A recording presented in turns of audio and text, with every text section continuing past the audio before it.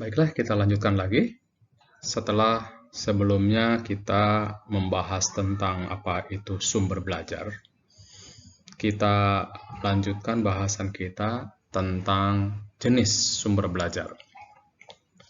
Saudara-saudara sekalian, kalau kita ingat kembali, pengertian dari sumber belajar adalah segala sesuatu, baik itu berupa benda maupun peristiwa, yang kita rancang, yang kita kembangkan untuk memfasilitasi siswa belajar. Nah, kalau kita cermati kata-kata segala sesuatu, itu artinya menunjukkan satu benda yang hampir tidak terbatas, boleh katakan begitu. Ya. Jadi apapun yang ada di dalam diri kita, yang ada di sekitar kita, itu bisa menjadi sumber belajar. Selama yang ada di sekitar kita itu kita manfaatkan, kita ambil pesan yang ada di dalamnya, ya, disesuaikan ataupun yang sesuai dengan tujuan pembelajaran, itu bisa dijadikan sebagai sumber belajar. Nah, karena demikian banyaknya sumber belajar yang ada, maka para ahli dalam hal ini ICT kembali mencoba membuat satu klasifikasi, mengelompokkan sumber-sumber belajar itu menjadi dua sumber belajar besar, ya, yaitu apa yang disebut dengan sumber belajar yang direncanakan atau by design. Ya.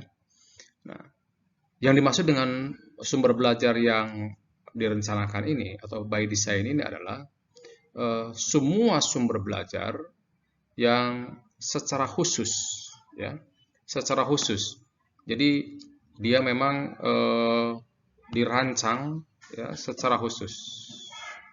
Jadi tidak asal jadi gitu ya, tidak asal ada, tapi dirancang secara khusus yang dikembangkan sebagai komponen. Ini penting, ya, sebagai komponen dari sistem pembelajaran.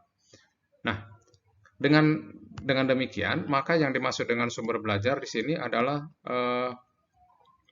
benda-benda atau peristiwa-peristiwa yang memang dikembangkan menjadi subsistem dari sistem instruksional, ya, sehingga dia betul-betul bisa memfasilitasi belajar yang terarah.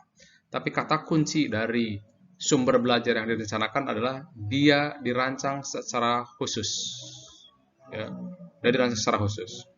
Memang dibuat khusus untuk keperluan pembelajaran dari awal. Ya. Nah, kalau kita lihat jenis-jenisnya sebagai contoh adalah ini. Ya, ada yang disebut dengan modul, ya, ada yang disebut dengan apa namanya lagi program audio, ya, video, ya, dan berbagai macam, ya, sampai kepada sebuah model pun bisa dijadikan sebagai sumber belajar atau dikategorikan sebagai sumber belajar yang by design. Ingat, semua ini, ya, semua ini dikatakan sebagai sumber belajar kalau semuanya dirancang secara khusus untuk menjadi bagian dari sistem pembelajaran kita. Ya. Di samping yang by design, ada yang disebut dengan by utilization. Nah, dan yang by utilization ini adalah yang dimanfaatkan. Ya, dimanfaatkan. Apa yang dimaksud dengan dimanfaatkan di sini? Artinya, keberadaan sumber belajar itu memang tidak secara khusus, ya, tidak secara khusus dirancang untuk itu, ya, tidak secara khusus ini, ya. Dia tidak secara khusus. Dia diciptakan, dia dibuat, dia dikembangkan itu untuk keperluan lain, gitu, ya. Tetapi dia dapat ditemukan, dapat dimanfaatkan, ya, diaplikasikan atau digunakan untuk keperluan belajar. Ini penting, ya, untuk keperluan belajar. Nah, Jadi yang membedakan di sini sekali lagi adalah ini ya, kata-kata secara tidak khusus. Kalau yang tadi adalah secara khusus dirancang ya untuk kegiatan pembelajaran, tapi yang sumber belajar yang by design ini, by utilization ini adalah yang tidak dirancang secara khusus. Beberapa contoh model ataupun sumber belajar itu adalah yang dikategorikan pada sumber belajar yang dimanfaatkan ini adalah ada yang disebut dengan sumber belajar yang sebenarnya, lingkungan, ya, narasumber, fenomena alam, ya, atau lebih konkret lagi seperti saya katakan tadi ada misalnya pasar, ya gitu kan, kebun, ya, eh, mungkin juga seperti ini, ya apa ini namanya museum, ya, itu bisa dikategorikan sebagai sumber belajar yang by utilization karena tempat-tempat tadi ya awal mula dibangun, awal mula dikembangkan ya hanya untuk keperluan lain, bukan untuk kegiatan pembelajaran ya.